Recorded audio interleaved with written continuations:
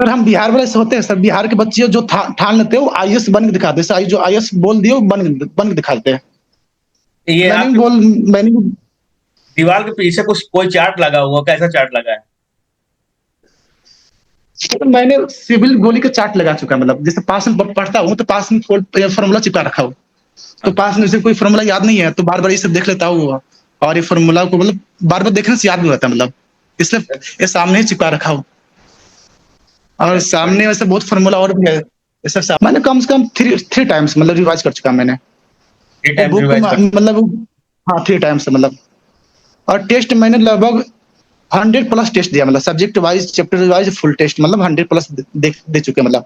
और वहाँ की जो टेस्ट जो सर थी, जो पीडीएफ प्रोवाइड करते, जैसे कोई एग्जाम हो गया आसपास में, जैसे वो अभी राजस्थान में एग्जाम हुआ था तो वो भी सर अपलोड करते हैं, तो वो भी सब रिवाइज करता था कि मतलब मैक्सिमम क्वेश्चन जो थी है वो टेक्निकल वो तो मैचिंग करता, मतलब वो सिलेबस से मैं तो नए नए क्वेश्चन प्रैक्टिस हुआ थे, तो सर का मैंने मैक्सिमम किया था। जैसे कंप्यूटर का पीडीएफ अपलोड कर दिए तो कंप्यूटर का मतलब पढ़ लिया उसका पीडीएफ, वो जैसे इन्वायरमेंट का वो अपलोड कर दिया तो उसको भी पढ़ लेता था।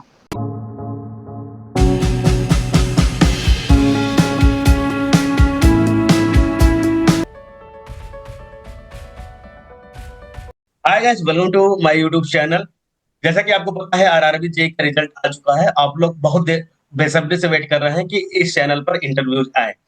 तो अब इंटरव्यू सीरीज स्टार्ट हो चुकी है और आज हमारे साथ भारत के बिहार प्रदेश से, वेस्ट चंपारण से मौजूद हैं रत्नेश कुमार जी, जिनका हाल ही में सिलेक्शन आरआरबी जेई के थ्रू मुंबई में हुआ है और जिनको डिपार्टमेंट मिलेगा पी वे। तो बहुत बहुत बधाई हो आपको रत्नेश जी।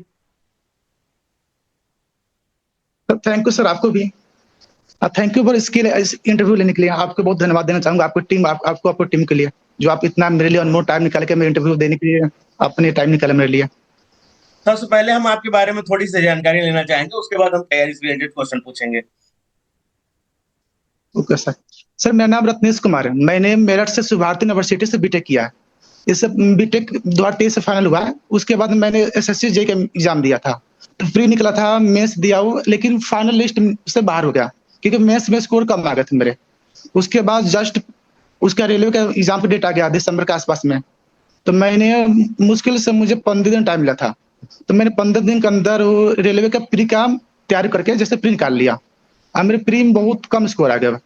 उसके बाद मैंने पूरी जी जान लगाकर मेंस पे ध्यान दिया, और आज अच्छा रिजल्ट है, मतलब मेंस क्वालिफाई करके अब कर चुका हूँ मैं। जब आपको पता लगा कि आपका फाइनल सिलेक्शन हो गया, कैसी रही फीलिंग? पर मैं मुझे विश्वास नहीं रहता मेरा कि हो गया, मतलब जिस तरह मैं एसएससी जेई में फेल हुआ था, मतलब कुछ नंबर चलते हैं, मुझे यकीन था शायद मे भी इसमें 2 नंबर 3 नंबर चलते मे भी फेल हो जाऊँ, क्योंकि जो मेरे टेस्ट में स्कोर बहुत कम आ रहे थे, जैसे मे बी 80 नंबर 85 86 से इतने आ रहे थे। मुझे खुद को यकीन नहीं था कि मेरा सिलेक्शन होगा, और अब मुझे उम्मीद नहीं था, मैं रिजल्ट दिन पढ़ रहा था, मतलब ऐसा अचानक रिजल्ट टाइम में देखा तो उसमें मेरा सिलेक्शन हो गया, बहुत खुश हुआ। गार्जियन को बताया कि पापा मेरा हो गया, मम्मी को बताया, वो भी बहुत खुश हुए। क्या रिएक्शन था गार्जियन का?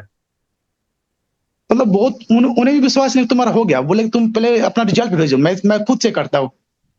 तो उन्होंने मैं उनके पास अब एडमिट कार्ड भेजा तो उन्होंने खुद चेक किया, उसमें मेरा लिस्ट में नाम देखा, तब जब विश्वास हुआ, तो बहुत खुश हुए। हाँ, जल्दी एक बार जब आदमी जैसे कहते हैं ना कि दूध का जला मट्ठा भी फूक फूक पीता है। जी जी जी जी। वही हुआ कि पहले चेक कर लूं 4 बार 5 बार, दो तीन 4 बार चिरपोटी काट लूं कि मेरा ही एक दूसरे का है, गलती तो नहीं हो रही है। हाँ, तो फिर पापा ने बोला कोई बात नहीं, पर तुम अपना एडमिट कार्ड भेज दो, मैं बस चेक करता हूँ वेरीफाई करता हूँ, फिर तुम जो है करना। फिर उन्होंने चेक किया तो उसमें मेरा नाम दिख गया। जैसे कि अब बच्चे तैयारी करेंगे आरआरबी जेई सीबीटी वन की, तो आपने किस प्रकार के नोट्स बनाए या स्टडी नोट्स फॉलो किया या क्या किया, क्या स्टोरी रही आपकी आरआरबी जेई सीबीटी वन की तैयारी की? तो जैसे मैं मेंस का एग्जाम दिया था, मुझे मात्र 15 टाइम बचे हुए थे, तो मैंने पहले सबसे पहले जो आरबी जे का प्री का जो सिलेबस देखा मैंने, उसमें मैक्सिमम स्कोर रीजनिंग मैथ और साइंस का था, मतलब मैं इन तीनों पर फोकस किया, सबसे बेसी रीजनिंग पे, मैथ पे और साइंस पे। इन तीनों पे इतना ध्यान दिया, मतलब मैक्सिमम क्योंकि टाइम भी कम था, तो मैक्सिमम तीनों पर ध्यान देके इन्हीं के थ्रू पढ़ाई किया, और बस उतना ही में किया मैंने। हाँ, मैंने मैक्सिमम टेस्ट दिया, मतलब जैसे टेस्ट हुआ, जो यूट्यूब पर जो फ्री वीडियो है उनका भी मतलब प्रैक्टिस किया, जैसे रीजनिंग के लिए वो टेस्ट दिया, और बहुत टेस्ट के थ्रू में इम्प्रूव किया, मतलब जो स्पीड कैलकुलेशन है वो भी इम्प्रूव किया मैंने। यहाँ यूट्यूब की फ्री वीडियो कौन सी देखी, मतलब किसकी आपने वीडियो देखी है, नाम बता पाएंगे? जैसे एक टेक्स्ट बुक का सर है, मतलब वो जी। मतलब रीजनिंग पढ़ाते हैं, बहुत अच्छे पढ़ाते हैं। तो उनका ही मतलब वो हर एक पर डे वीडियो आता था 1 बजे, 1-2 बजे उनका पर डे का देखते थे। और कभी जैसे मैथ का मैराथन देखते हैं, जैसे मैथ का 1 डे मैराथन जैसे हुआ, एसआई का मतलब हो गया, कभी प्रॉफिट लॉस का 1 डे का, ऐसे से पढ़ते थे मैं। मुझे पर डे मिनिमम 4-5 घंटे मैथ पर ध्यान देते थे, क्योंकि मुझे मालूम था कि मैं मैथ्स देख आया हूँ एसएससी का, तो मुझे जो है नॉन टेक बहुत वीक था। मैं जो करंट है फिर मैं कभी पढ़ा नहीं था बहुत दिन से, तो मैंने उस पर ज़्यादा ध्यान नहीं दिया, 15 दिन पढ़ के कुछ कर भी नहीं पाते। तो मैंने जो स्कोरिंग सब्जेक्ट है उस पर ध्यान दिया, जैसे मैथ हुआ, रीजनिंग हुआ और साइंस हुआ, उस पर ध्यान देके मैंने जैसे जैसे प्री दे दिया। फिर मेंस की तैयारी कैसे की आपने फिर? जब मैंने प्री दे दिया तो मैंने ओनली 1 पोस्ट में क्वालिफाई किया। तो मुझे थोड़ा दुख हुआ कि मैंने एक ही पोस्ट पे क्वालिफाई हुआ, मे बी मेंस में कुछ कोई प्रॉब्लम ना हो जाए, मे बी ना हुआ। लेकिन मैंने जिद बना लिया, क्यों ना एक ही पोस्ट पे क्वालिफाई हुआ, लेकिन एक ही पोस्ट पे मैं क्वालिफाई करके नौकरी ले लेना है, इसके लिए चाहे जितना मेहनत लगे मैं करूंगा। मैंने दिन रात मैंने खाना पीना छोड़ के मेस ज्वाइन कर लिया, और मैक्सिमम टाइम मैंने पूरा टेक्निक पर ध्यान दिया। पर डे 2-3 टेस्ट देना, बुक लगाना, जैसे यूथ का भी बुक में लगाया हूँ, सिविल के गोली का भी बुक लगाया हूँ, और maximum 2 full test per day देना था। मतलब जैसे मैंने 2-3 कोचिंग का भी टेस्ट सीरीज ज्वाइन किया था, जैसे पीडब्ल्यू हो गया, सिविल गोली हो गया, टेक्स्ट बुक हो गया, सबका मैं टेस्ट देता था। और सबसे बेसी मेरा सिविल गोली का जो बुक है, जो मतलब हैंड बुक भी और जिनका बुक आता है जो पीआईक्यू है, वो दोनों मुझे बहुत फायदा किया। उस बुक को मैं लगभग 3-4 बार लगा चुका, मतलब और मैक्सिमम क्वेश्चन उसी थ्रू आया था, मतलब उसी को हल्का सा थोड़ा एथिक्स चेंज करके लैंग्वेज वही, मतलब मैक्सिमम क्वेश्चन ऐसे आए हुए थे। मतलब तो बुक अगर सजेस्ट करना चाहेंगे तैयारी के समय मेंस की, कौन कौन सी बुक बच्चे के पास होनी चाहिए? मैं सबसे पहले आपको दिखाने में चाहूंगा, मेरे पास में बुक रखा हो, हम्म। जैसे सिविल के गोली की बुक है, मतलब एपीवाईक्यू के लिए। इसमें जो बुक का क्वेश्चन का सोल्यूशन दिया है, मतलब डिटेल में दिया है। यदि जैसे आपका जैसे सीमेंट के बारे में हो गया, तो सीमेंट के क्वेश्चन के अलावा बाकी भी डिटेल दिया है। यदि क्वेश्चन में हल्का सा लैंग्वेज चेंज करके क्वेश्चन स्टार्ट दे दे ना दे दे, तो आप बना सकते हैं। तो डिटेलिंग में पीवाईक्यू की सबसे बढ़िया बुक यही है। और उसके अलावा जैसे प्रैक्टिस करना है तो आपको 2-3 टेस्ट तो खरीदना पड़ेगा।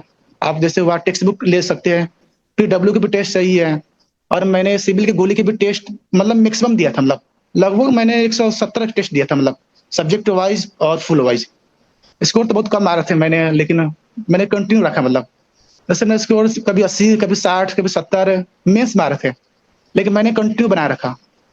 तो मुझे आज तक कभी 100 से प्लस स्कोर आए नहीं था टेस्ट में। जैसे आप तैयारी करते समय बहुत सारे डिस्ट्रैक्शन होते हैं, कुछ ना कुछ अप्स एंड डाउन्स आते रहते हैं। तो क्या अप्स एंड डाउन्स आए आपको आपके तैयारी के समय, और कैसे आपने उन्हें टैकल किया? सर बीच में थोड़ा फाइनेंशियल बहुत दिक्कत होने लगा। जैसे पापा की भी थोड़ा घर में प्रॉब्लम होने लगा कि बड़े भैया भी वो पढ़ते बाहर, मेरी छोटी बहन भी बाहर पढ़ती है, और छोटा भाई भी बाहर पढ़ता है। तो हम लोग 3 बेटे, तीनों बाहर अलग अलग पढ़ते हैं। तो एक मतलब पापा है, वो इतने बच्चों को उतना मैनेज नहीं कर पाते। तो बीच में फाइनेंशियल बहुत दिक्कत होने लगा। मैं जिस रूम में रहता हूँ, उस रूम वाले से बात किया, तो उन्होंने फाइनेंशियल देखते हुए मेरे जो रूम रेंट है 50% कम कर दिए। उन्होंने बोला बेटा कोई बात नहीं, तुम्हें जब भी पैसा हो तो दे देना, तुम्हें पैसा दिक्कत नहीं, तुम बस नौकरी लेके जाओ, तुम्हारे लिए जो हेल्प हो तुम ले लेना। तुम्हें लगेगा कि 2 महीने बाद रूम देना है, 2 महीने बाद रूम देना है, मैं तुम्हें पैसे के लिए कभी नहीं बोलूंगा।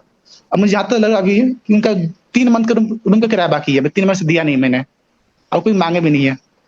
लेकिन परसों जब मिठाई दिया था उनको, बहुत खुश हुए, बोले कि बेटा आपने मुझे मिठाई खिला दिया, मेरे समझो रूम रेंट यही है। बहुत खुश हुए, मतलब वो खुद मुझे बुला के लेके दुकान पे मिठाई खरीद के ला के लाए और खुद खाए। मतलब बहुत अच्छे, मतलब उनको मतलब इस सक्सेस में उनको बहुत बहुत ज्यादा मतलब योगदान देना चाहूंगा। यदि गार्जियन की बात कोई हो तो उनका बहुत योगदान देना चाहूंगा, उन्होंने बहुत हेल्प किया मेरे लिए। इसके अलावा और कोई प्रॉब्लम या समस्या? इसके अलावा बहुत प्रॉब्लम, जैसे मैंने कभी मतलब 1 साल से घर नहीं गया। 1 साल से घर नहीं गए? मतलब मेरे जिद थी, मतलब नहीं, मतलब जैसे मैंने जिद पकड़ लिया, जैसे एसएससी में फेल हो गया था, मैंने जिद बना लिया था, मैं कोई ना कोई एग्जाम निकाल के घर जाना, चाहे मुझे 2 साल 3 साल 10 साल जितना रहना पड़े, एग्जाम निकाल के घर जाना। मैंने ठान लिया था। एसएससी फेल होऊंगा कोई बात नहीं, रेलवे फेल होऊंगा कोई बात नहीं, फिर एग्जाम दूंगा, 26 में दूंगा, 27 में दूंगा, लेकिन एग्जाम निकाल के घर पे जाऊंगा, ताकि घर को दिखाऊंगा कि मैं कुछ कर सकता हूँ। अब मैंने अब एग्जाम निकाल चुका हूँ, अब तो घर जाने की प्लानिंग होने वाली है। आप लोग देख रहे हैं, एक जीतन राम मांझी थे जिन्होंने कहा था तब तक तोड़ेंगे नहीं, तब तक छोड़ेंगे नहीं। एक रत्नेश जी है कि सर जब तक हम पाएंगे नहीं नौकरी तब तक घर नहीं जाएंगे। सर हम बिहार वाले से होते हैं सर, बिहार के बच्चे जो ठान लेते हैं वो आईएएस बन के दिखाते हैं सर, जो आईएएस बोल दिए वो बन के दिखाते हैं। ये मैंने भी आपके बोल मैंने भी दीवार के पीछे कुछ कोई चार्ट लगा हुआ, कैसा चार्ट लगा है? तो मैंने सिविल गोली का चार्ट लगा चुका है, मतलब जैसे पास में पढ़ता हूँ तो पास में फॉर्मूला चिपका रखा हूँ। तो पास में जैसे कोई फॉर्मूला याद नहीं है तो बार बार ये सब देख लेता हूँ, और ये फॉर्मूला को मतलब बार बार देखने से याद भी होता है, मतलब इसलिए ये सामने ही चिपका रखा हूँ। और सामने वैसे बहुत फॉर्मूला और भी है, ये सब सामने बहुत फॉर्मूला चिपका रखा हूँ, ये सब किताब किताब है। क्योंकि सर फॉर्मूला बार बार भूल जाते हैं, मतलब आज याद करें कल भूल गए, फिर परसों याद किए परसों भूल गए। सर टाइम की वेस्टिंग ज्यादा होती है, मैंने चिपका रखा है। अब बार बार देखते हैं, टेस्ट देता हुआ फॉर्मूला देखते हैं, बहुत से याद हो जाता है, इसलिए मैंने सामने फॉर्मूला चिपका रखा है सबके सब। 2023 से लेकर 2025 के बीच में आपने लगभग और कौन कौन से एग्जाम दिए? सर मैंने एसएससी एग्जाम दिया मैंने, हम्म। उसका प्री प्री दिया था, मेंस भी दिया था। अब मेरे मेंस में लगभग 300, सब मिला के मतलब 330 नंबर आया था, मतलब लगभग 350 के आसपास बीआरओ तक कट गया था उसमें, मतलब नहीं हो पाया था मेरा। उसके बाद मैंने लग गया आरआरबी जेईई में, और ये मेरी फर्स्ट अटेम्प्ट है, ये फर्स्ट अटेम्प्ट पे मैंने निकाल लिया। बच्चों ऐसे को क्या? मैथ्स में 3 में क्वालिफाई, वैसे मैथ्स में 4 पोस्ट में क्वालिफाई किया हूँ, लेकिन लेकिन कैटेगरी 9 नंबर पीओ ब्रिज ही मिलने का चांस लग रहा है। जो बच्चे अब प्री देने जा रहे हैं और साथ ही साथ एसएससी का भी नोटिफिकेशन आ चुका है, तो दोनों की तैयारी करने जा रहे हैं, ऐसे बच्चों को क्या सलाह देंगे आप? मैं तो बोल रहा हूँ हमको एसएससी और आरआरबी जेईई दोनों को कंबाइन तैयार करें, क्योंकि मतलब मैक्सिमम सिलेबस वो मैचिंग टाइप का, मतलब मैक्सिमम सिलेबस मैच कर जाता है। जैसे रीजनिंग रीजनिंग इसमें पढ़ना है, इसमें भी पढ़ना है, साइंस इसमें पढ़ना है, इसमें पढ़ना है, तो मैक्सिमम दोनों कंबाइन करते पढ़ना है, क्योंकि दोनों का एग्जाम पास में आने वाला है। क्योंकि एसएससी का मतलब अक्टूबर में एग्जाम होने वाला है, तो उस पर ध्यान देना जरूरी है। अब और आरआरबी जेईई के प्री पर ध्यान देना इससे जरूरी है कि वो पोस्ट डिसाइड करता है कि आप कितने पोस्ट में क्वालिफाई किए हैं, तो इसके लिए उस पर ध्यान देना जरूरी है। यदि आप सभी पोस्ट में क्वालिफाई किए तो आपका जो मेंस में हाई पोस्ट मिलेंगे, और उसमें सिलेक्शन चांस बढ़ भी सकते हैं, तो इसलिए प्री बहुत मायने रखते हैं, मतलब। ठीक है रत्नेश जी, आपको आपके फ्यूचर के लिए बहुत बहुत शुभकामनाएं हमारी तरफ से। जीवन में और आगे बढ़े, साथ ही साथ हम और भी इंटरव्यूज करेंगे, जब लाइव सेशन किया जाएगा तब आपको इनविटेशन किया जाएगा। अभी जो बच्चे इंटरव्यू देख रहे हैं, जो रत्नेश जी ने जो सारी चीजें बताई या जो चीज अपने रूम का दिखाया या जो टिप्स उन्होंने फॉलो किया प्री के लिए, मेंस के लिए, 15 दिन का समय था, 1 साल से घर नहीं गए, कई सारी दिक्कतें का सामना करते हुए आज ये फाइनल सिलेक्शन हुआ है। ऐसा नहीं है कि एक पोस्ट के लिए क्वालिफाई होने के बाद बहुत ज्यादा लोग डिप्रेशन में चले जाते हैं कि यार अब क्या करूं, अब तो कुछ नहीं होने वाला, एक में भी नहीं होगा, ये आता होगा, इनके मन में भी ख्याल आता है। तो उस समय आपने क्या किया जब मन में ख्याल आता कि ये एक ही पोस्ट है, अब नहीं हो पाएगा कुछ? सर मैंने जिद बना लिया, एक ही है तो एक ही लेकर रखूंगा भाई, चाहे इसके लिए कोई नहीं, कुछ जितना मेहनत करना पड़ेगा। मैं एक ही पोस्ट के लिए तैयारी किया, एक ही पोस्ट के लिए जितना मेहनत किया, जितना हो सका मैं मेहनत किया, मतलब एक पोस्ट लेके दिखा दिया लास्ट में। सिविल बूस्टर कितने मैं बार जिद रिवाइज से किया लिया। आपने? क्या सर? सिविल बूस्टर कितने बार रिवाइज किया है आपने? मैंने कम से कम थ्री टाइम्स मतलब रिवाइज कर चुका मैंने। थ्री वो टाइम्स बुक रिवाइज कर? मतलब हाँ 3 टाइम्स मतलब। और टेस्ट मैंने लगभग 100+ टेस्ट दिया, मतलब subject wise chapter wise full test, मतलब 100+ दे चुके मतलब। और वहाँ के जो टेस्ट जो सर थी, जो पीडीएफ प्रोवाइड करते, जैसे कोई एग्जाम हो गया आसपास में, जैसे वो अभी राजस्थान में एग्जाम हुआ था तो वो भी सर अपलोड करते हैं, तो वो भी सब रिवाइज करता था, कि मतलब मैक्सिमम क्वेश्चन जो थी है वो टेक्निकल वो तो मैचिंग करता है, मतलब वो सिलेबस से मैं तो नए नए क्वेश्चन प्रैक्टिस हो रहे थे, तो सर का मैंने मैक्सिमम किया था। जैसे कंप्यूटर का पीडीएफ अपलोड कर दिए, तो कंप्यूटर का मतलब पढ़ लिया उसका पीडीएफ, वो जैसे इन्वायरमेंट का वो अपलोड कर दिया तो उसको भी पढ़ लेता था। तो टीम सिविल गोली मुझे बहुत हेल्प किया, मतलब थी एसएस थी आरआरबी जेईई में क्वालिफाई करने के लिए, तो इसको मैं मैक्सिमम धन्यवाद देना चाहूंगा टीम एथी के सिविल गोली को। चलिए, बहुत-बहुत धन्यवाद सर आपका। थैंक यू और मिलते हैं हम नेक्स्ट इंटरव्यूज़ में अगर होता है, तो उसके लिए आप इनवाइट कीजिएगा। Thank you.